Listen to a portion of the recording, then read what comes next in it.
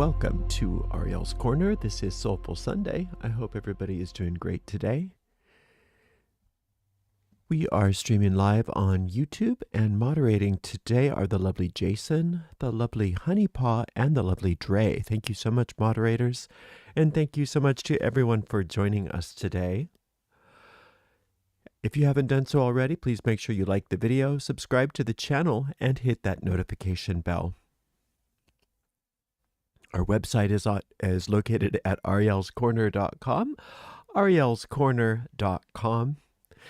That's where you can find all of our stuff. We've got all kinds of stuff over there. Check it out. It's all free of charge. While you're there, just notice on the headers and footers of each page, we have all of our social media links, including the link to our Discord server and our private Facebook group.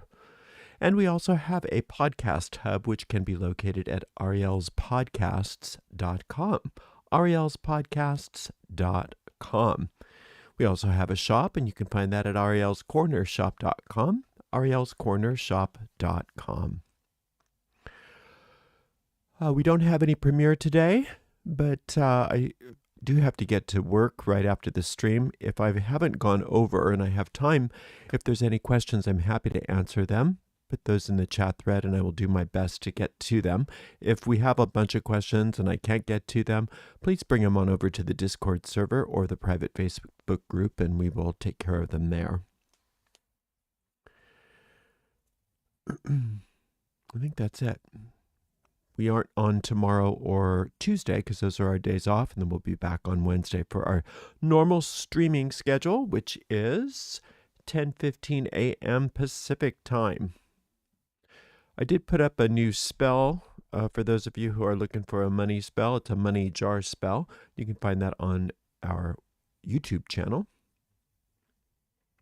I think I have a couple new articles on the blog. Sometimes I forget to mention the blog. It's just something I do every week, and people read it sometimes, but I do like to put that out there. All right, let's get going. If you are in a place where it is safe and appropriate, please close your eyes and begin to take some nice, long, slow, deep, relaxing breaths in through your mouth, in through your nose, and out through your mouth. With every inhale, feel more peace and light entering your body and mind, and with each exhale, let go of all the tension in your body, along with anything you do not want in your mind. Inhaling peace, exhaling as you let go. We can feel roots extending from the base of our spine, through the floor beneath us, down into the earth. The center of the earth we see as a beautiful white light. As we attach the roots to this core of the earth, we start to pull that light up through the roots and in to the base of our spine, feeling and seeing that white light moving up through the spine and showering out through the top of our head. Just noticing a few circuits of that light in from the base of the spine, pulling that up and exhaling out through the crown of the head, seeing it shower and fountain all about us. We picture ourselves on top of a beautiful mountain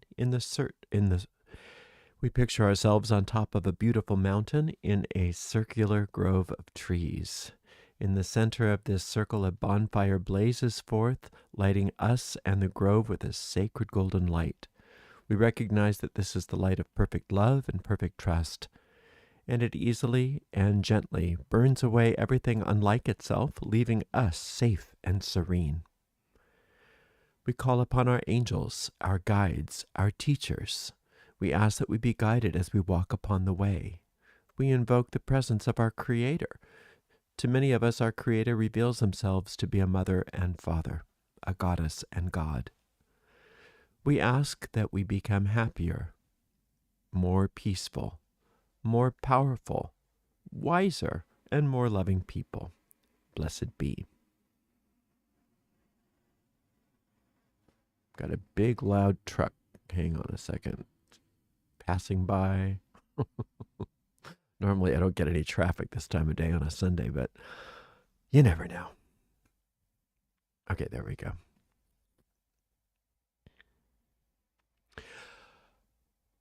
Sometimes it feels as though we live our lives as if we are in an audition. We are auditioning to make sure that people like us, that we get what we need from our friends, from our loved ones, from strangers, from our bosses, from our children. And it feels like we've been taught, well, actually we have been taught since we've been very young that the approval from other people is one of the most valuable commodities there is.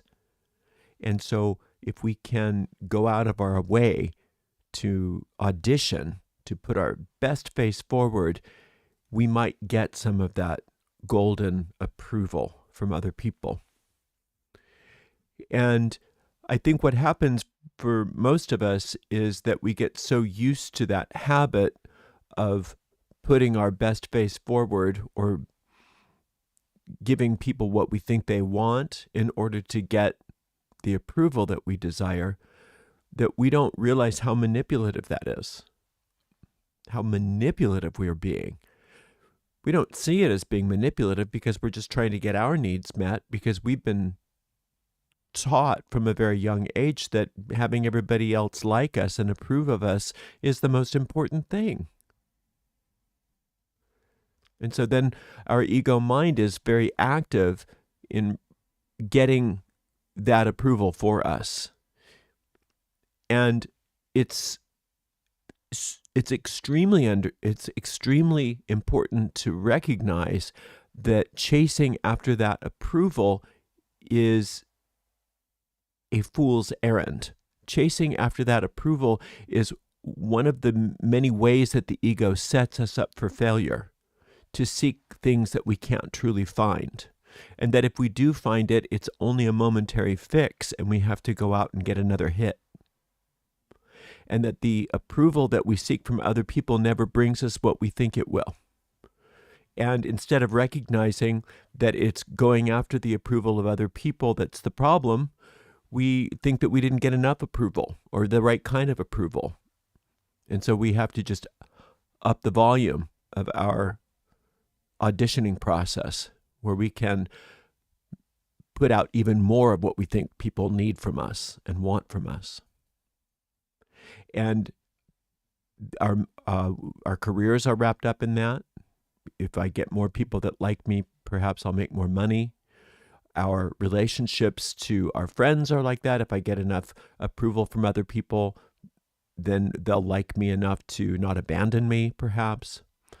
When we are in romantic relationships, it's especially apparent. It's very common to, when you're dating, when you're out dating, if you're not in a relationship but you want one, to when you're dating someone, to give them what you think they want, to put an impression out that you think that they want so that they'll approve of you. And we never question that usually when we're doing that, because the truth is that if that works and they are interested in you, eventually they're going to find out who you really are anyway. And if what you put out isn't authentic to who you truly are, but you're just trying to audition for them, they're going to resent that and they're going to reject you anyway. So it's better to just put out what you really are from the beginning and get it over with. They're either going to love you or they're not going to love you for who you are. But then you don't have to deal with the collapse of your illusion later, because it will collapse. And a lot of us believe our own BS. A lot of us believe the nonsense that we put out there about ourselves because we've been doing it so long. We have these stories about ourselves that we've bought into that aren't true.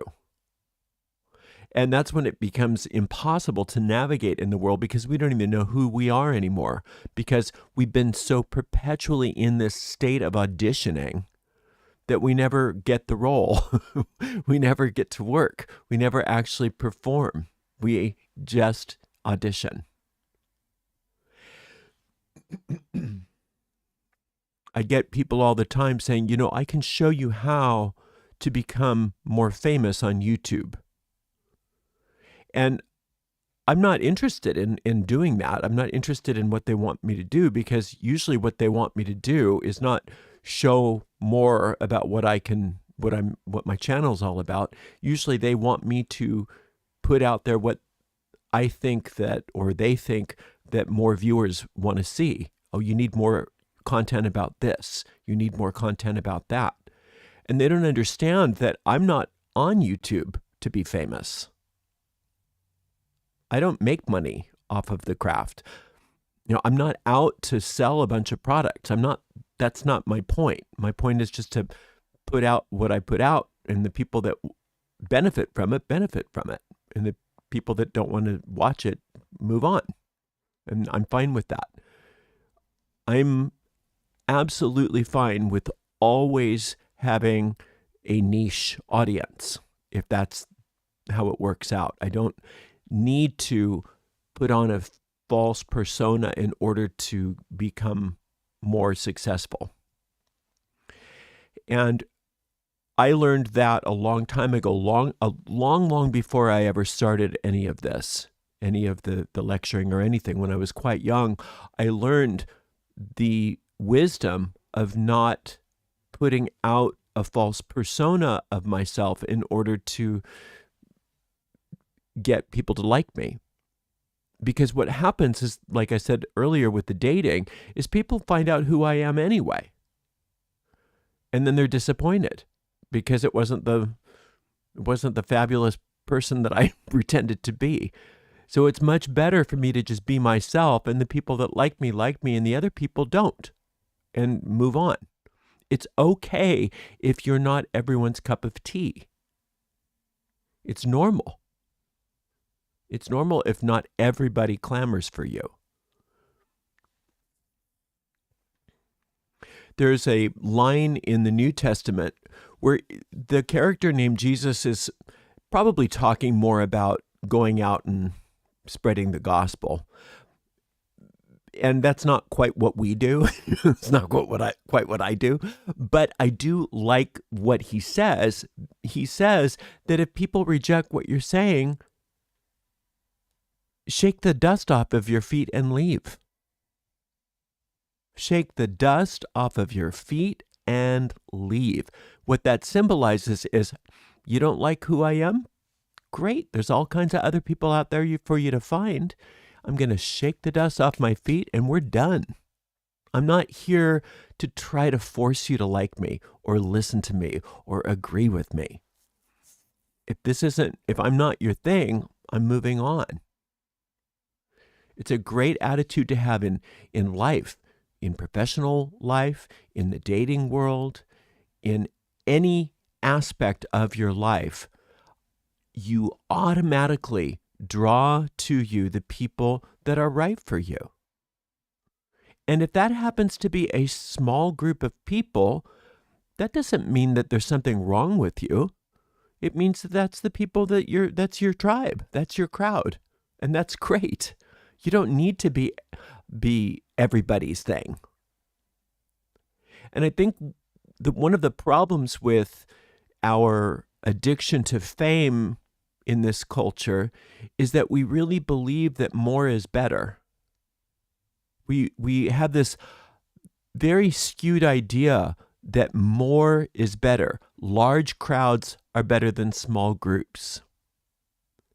And anyone who achieves the fame that they think they desire very frequently regret it, because they don't want to be out there for everybody. Because even once you achieve the fame, what you realize is that you still aren't everyone's cup of tea. It's just that you hear about it all the time, how they don't like you. And that can be very, very painful, to be experiencing a life of notoriety where so many people have something negative to say about you and disagree with you and don't like you, right? But it's because we were taught that fame was the important commodity, that so many of these people get into those situations where then they're in a they experience a psychological crisis where they got what they thought what they wanted, and still a lot of people don't like them. And then they don't ever understand that the trick isn't to change yourself in order for more people to like you. The trick is to understand that it's okay that they don't like you and to move on, to shake the dust off your feet and move on. There's another wonderful line in that book that same character gave, which I love, and that's don't cast your pearls before swine. I think the more modern version of that is don't feed caviar to a pig. Poor pigs and swine, they get the shaft in all of these sayings. But you can't force people to understand you. You can't force people to like you. And if your self-esteem plummets because somebody doesn't like you or because somebody doesn't get you or understand you, then what you've done is you've cast your pearls before swine, and then they are coming back on you.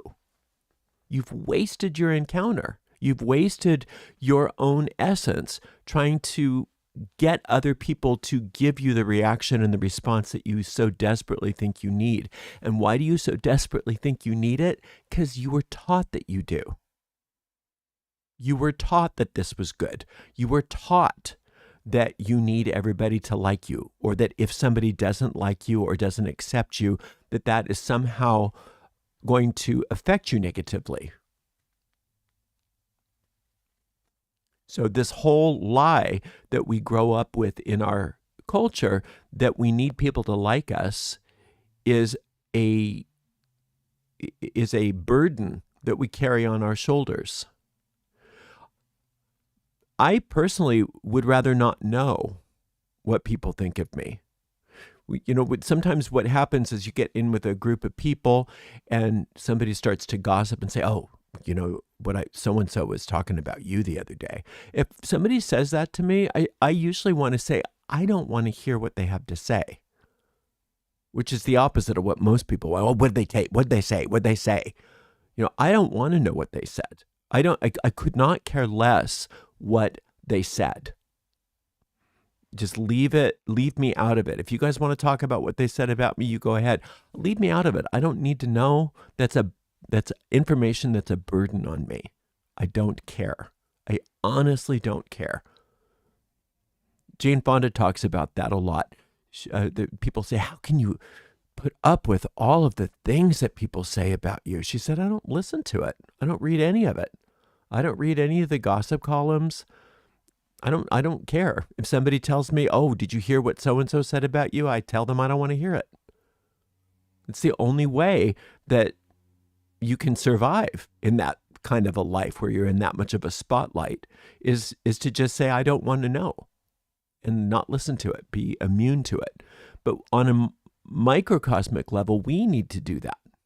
We need to not care what the people that don't support us are saying about us, or what they think about us, or what they feel about us.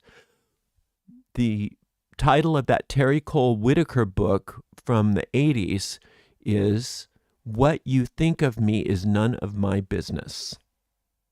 And you don't even need to read the book, because the title tells you everything you need to know. What other people think of me is none of my business, and I'm not interested. Because the only reason to be interested is because then you want to know, well, what do I need to do to change myself? What do I need to do to fix myself? Now, it's very different if one of your beloved has a problem with you. Like if my partner had a problem with me, a family member had a problem with me, a really good friend had a problem with me, of course I want to know what it is. I want to know. Because if I transgressed them, or if I exhibited behavior that hurt them in some way, of course I want to know what that is, so that I can make it right. Or so that I can at least let them know, well, I understand why you're upset, but I don't feel bad about that, and this is why. So that's different. I'm not talking about being immune to what effect you have on your loved ones. I'm just talking about in general. the need to audition for people's approval is off the charts right now. And the more we can recognize that and change it, turn that around, and move back into understanding that we don't need global acceptance. People get so addicted to posting things online and seeing how many likes they get, or seeing how many comments they get. And that's the barometer that many people use as to their own self-worth, whether they realize it or not. So obsessed with saying what they think online and then seeing how many people can agree with them. And that's a dangerous place to be in. And the reason I say it's dangerous is because your own self-esteem becomes so fragile and so easily malleable. And you no longer are happy with who you are because you're a child of the infinite expressing your truth. Instead, you can never be happy because you believe that your happiness, you cannot be happy because you believe your happiness is dependent on other people's approval, on other people's opinion. And it's so backwards. And people are shriveling up before our very eyes because they don't have access to their own inner power anymore. They've forgotten who they are. They've forgotten what they stand for. They've forgotten why they're here. And why you're here is not to reach a bunch of people necessarily. I mean, some people, okay, some people maybe that's their function here. But most of us, it's not to reach a bunch of people. It's not to be approved by a lot of people. It's to forge meaningful relationships with those who have been put on our path. And those meaningful relationships with those few people do more for the planet than you trying to get a bunch of likes or you trying to audition for other people out there that don't really make any difference in your life to approve of you and to not dislike you. It's really sad, isn't it, how much time we waste trying to get people to like us that don't have anything really to do with us. Once a year, I try to open up my schedule in November and December, late November through December for about 6 weeks, to give the opportunity for people that want to have personal consultations with me. And I don't do that because I really love to do those necessarily, although I do enjoy them. But just because I know that it's just a nice thing to do, to be able to give people an opportunity to have a reading or give people an opportunity to have a consultation with me. But I don't have a lot of time for that. So I limit it. So I limit it to that time of year when things are a little more quiet in my professional life, and I can do that.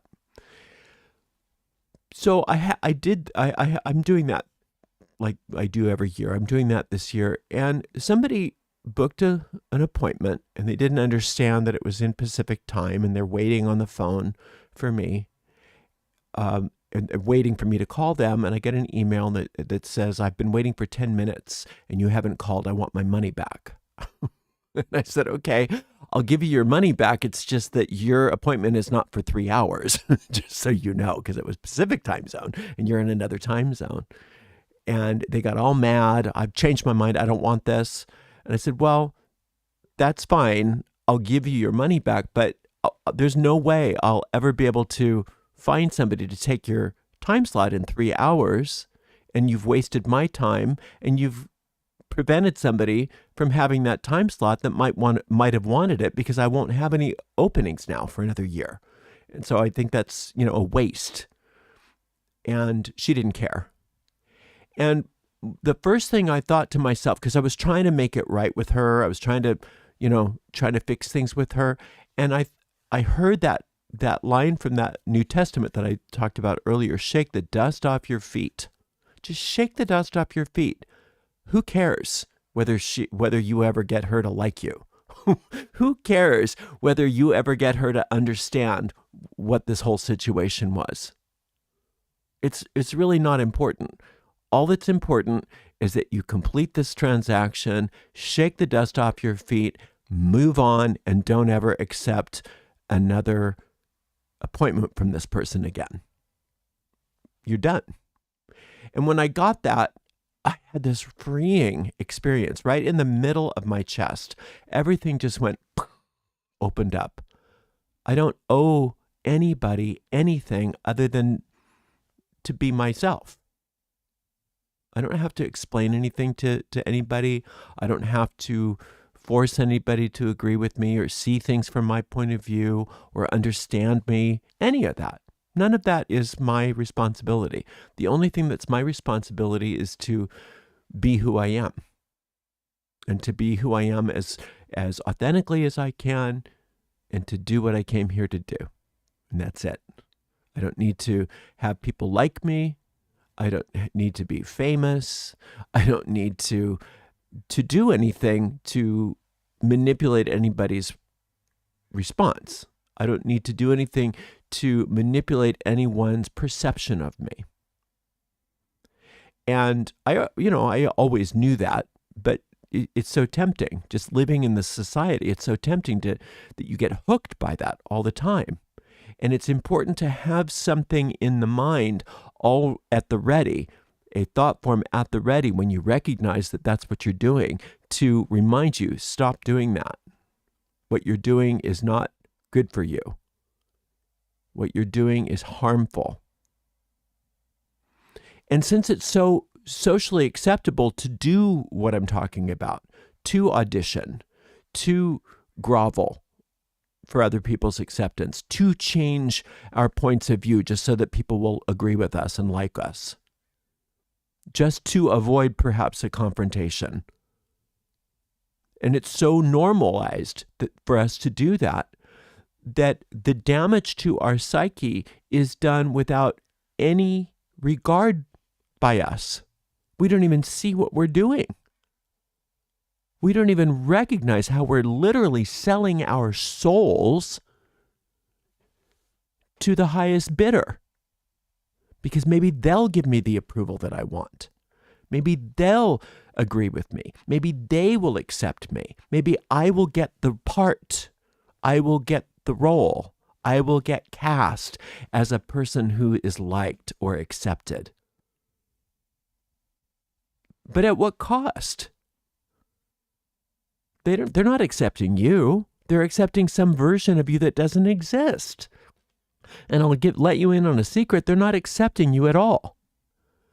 Because the type of person that would, before I get into that, first of all, everybody knows everything on a psychic level. Everybody knows everything, whether they know it intellectually or not. Everybody knows the truth about everything. Nobody is snowed. Nobody can be lied to. There is a point at which the human mind understands the truth because everything is ultimately telepathic, right? So even though their personality may accept your false self and give you the approval you think you want, they still don't ultimately believe that's who you are. And so they're manipulating you too. So why would you want to be in a relationship like that with anybody anyway? Why would you care that a person like that's willing to compromise you, approves of you? Shake the dust off your feet and move on. Do not cast pearls before swine. Do not feed the caviar to that pig. It's important to remind ourselves of this daily, sometimes moment to moment. I don't owe you a version of myself that you are demanding. I don't need to audition for your approval. If you disapprove of me or you don't give me the approval that my ego is screaming for, it doesn't affect me. It doesn't make a difference in my life. It's a little scary when you first say that, isn't it? It's a little scary, like, yeah, but but I want all the approval. I want everybody to like me. It's so empowering to be in the presence of somebody who disagrees with you. It's so empowering to be in the presence of somebody that maybe even has disdain for you or contempt for you, and not try to change their mind. Now, I'm not saying that you should hang out with those people all the time, but if you find yourself in a situation like that, it's a wonderful opportunity for you to grow and say, I don't need to change. I don't need to force their approval. I do not need to prostitute myself for them. It's so liberating. It's so freeing. And usually what I've noticed happens when I'm in the presence of somebody like that, who especially is being kind of rude or mean to me, and I think in those terms that I don't need their approval. I don't really need them to like me, even though that's scary for me to experience this right now. I'm still going through it. Usually what happens, in my experience, is those people move away because they can't stand being in that position where somebody doesn't care whether they agree with them or not. Somebody doesn't care to change their personality to fit them. They usually move right along and stop bothering you. So it's a powerful process to learn how to literally shake the dust off your feet in any encounter where you're not getting the approval you think you need or the agreement that you think you need from a person. When you recognize that when you recognize that you're not their cup of tea, shake the dust off and move on. You do not need to press the matter any farther. You don't need to keep giving to people who don't deserve the gifts that you're giving in order to somehow get them to like you or get them to approve of you. It's important to cut those ties. When you cut those ties, it's not that you are cutting people out of your life in order to, have enemies or any of that. It's that what you're cutting out of your life is the neurotic behavior. What you're cutting out of your life is this constant need for ego gratification.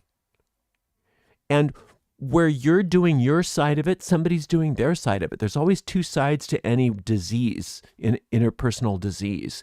And if you no longer participate in the interpersonal disease, they'll have to go and find somebody else that will do that with them. It's not up to you to heal them. They can go find somebody else to play those games with. But if you stop playing, they're going to not be interested in you anymore. They'll move on. So when you shake the dust off of your feet and you stop casting pearls before those swine are going to find somebody else to deal with. They're going to find somebody else to play with.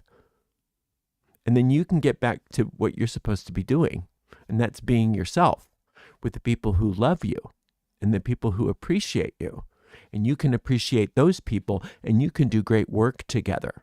And no longer wasting your time, wasting your energy on trying to audition for a role that you were never meant to play. Stop auditioning. You've already got the part. You're the star in your movie here. You're the star. And you forgot that, and you started auditioning for roles that are completely out of your type. You'll never be able to play those roles. You get cast in those roles and you're going to do a horrible job because they're not right for you. You don't need those roles. You already are the star player. Start acting like the star in your own movie that you already are. Think about that for a minute. If my life is a movie, I'm the star. I'm the main player. How well am I doing this? How well am I studying my role How well am I being authentic with this role?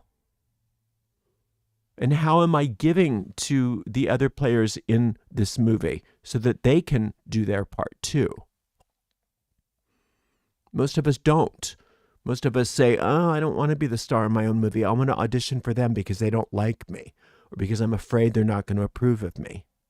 And so we turn our backs on everything that's important in this whole movie that's going on. Everything has to be put on hold. The whole crew, the whole cast, the whole budget, everything has to be put on hold so that we can audition for some fakakta part that is nothing to do with us.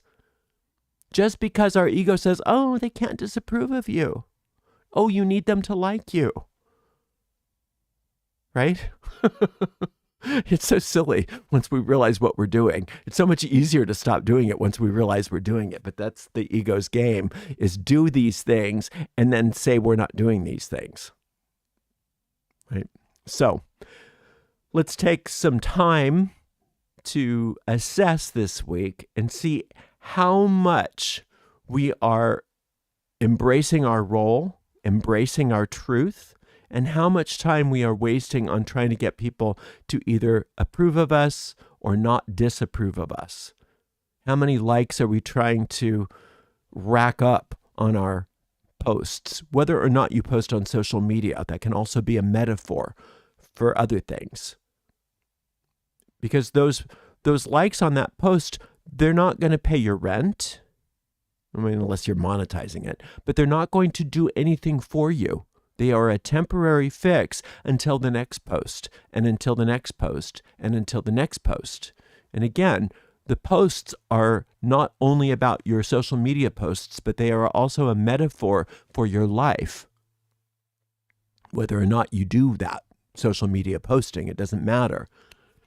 Spending time trying to get approval from people and over things that don't matter, that are wasting your time. You have a very short period of linear time in this life, in this world. Unfortunately, that's the kind of world we live in the third dimension. It has a beginning, and then it has a middle, and then it has an end. So you are eternal. You don't have to worry about it. You are an eternal soul. But why waste all this wonderful time that you've been given here? Why waste it? When you are done with this life and you're reassessing this life before you can move on to the next, are you going to say, oh, I really sucked the juice out of this life. I really did everything I came here to do. I was so involved. Or was it, I got a lot of likes on my posts. I got a lot of people to like a version of me that doesn't exist. I spend a lot of time not getting people to be mad at me or to not criticize me. So be aware of that. Be aware that the clock is ticking here, even though eternity is real. The clock is ticking here, and the amount of time that we waste on other people's opinions and living our lives through other people's eyes is shocking once we recognize it. And we stop it as soon as we recognize it. And we realize, blessed be. I love you, I bless you, but if you're not for me, you're not for me. If I'm not your cup of tea, bless you. I'm shaking the dust off my feet and I'm moving on. I'm not wasting one more moment on this encounter. I'm not wasting one more pearl on this swine. Thank you so much for spending some time with me. I so appreciate you. Until next time, blessed be. Let's see if we have any questions. 1. How can we heal from this injury of our psyche? This injury, you mean wanting other people to approve of you? By stopping it. By actually confronting the fear that somebody might not like you, that somebody might disagree with you, that somebody, you might not be able to get this role that you're auditioning for. By recognizing that not everybody's for you. That's the way you heal from it. It's just by doing it, just like anything, just by practicing. And recognizing there's so many people that do love you. And even if it's only a small group of people that love you, who cares? There's no power in numbers when it comes to love. Authentic love is maximal. You don't need tons of people loving you. You need one person loving you. And I guarantee you there's one person that loves you just the way you are. And I can guarantee you that there's at least one person that you've changed, that you have made better by knowing you, whether or not you recognize it. A lot of times the people that we've affected the most positively, we have no clue. That happens to me all the time. I'll hear back from somebody, oh, so-and-so really just talked about how you changed their life when you blah, blah, blah. And I think, wow, that's wonderful. I'm glad. So glad that Spirit was working through me when that happened, But that never happens that somebody says that based on a false self that I was portraying. When I try to get people to like me, there's not one time when I'm trying to get people to like me that I hear, oh, that person you really changed their life for the better. It just doesn't happen that way. So yeah, just by recognizing that the people in your life that you love are who's important, and the people that love you, they're important. It's not that the other people are not important to the Spirit, but they don't need to be important to you. They don't need to be important to you. You've got enough on your plate without needing everybody to like you, or even a large number of people to like you, or anybody for that matter, anybody to like you. If you're being the true you that you are, you're being, doing, and having what you're here to do because that's authentic to you, the people that like that are what's important to you. And the people that don't like that, shake the dust off your feet and move on. Thank you so much for being here today, and thank you so much to the amazing moderators, Jason, Honeypaw, and Dre. And we will see you all again on Wednesday. Until next time, blessed be.